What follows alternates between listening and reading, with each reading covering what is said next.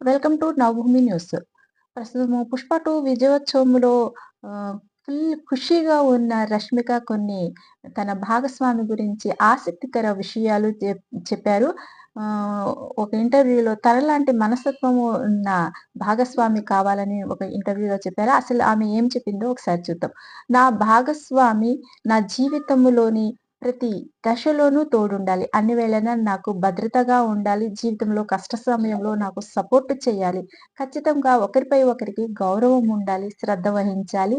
మంచి మనస్సు కలిగి ఉండాలి. ఒకరిపై ఒకరు బాధ్యత ఉండే జీవితమంతా కలిసి ఉండొచ్చు అని చెప్పారు.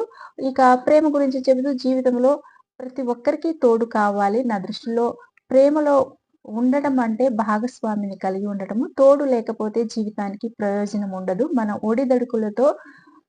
ఒడిదొడుకుల్లో మనతో ఉండి సపోర్టు చేసేవారు ఉండాలి అని ఆమె చెప్పారు. ఇక రష్మిక ప్రస్తుతము వరుస సినిమాల్లో అలరించేందుకు బిజీగా ఉన్నారు. తాజాగా ఆమె నటించిన 'పుష్ప 2 ది రూల్' ప్రేక్షకుల ముందుకొచ్చి అలరిస్తుంది.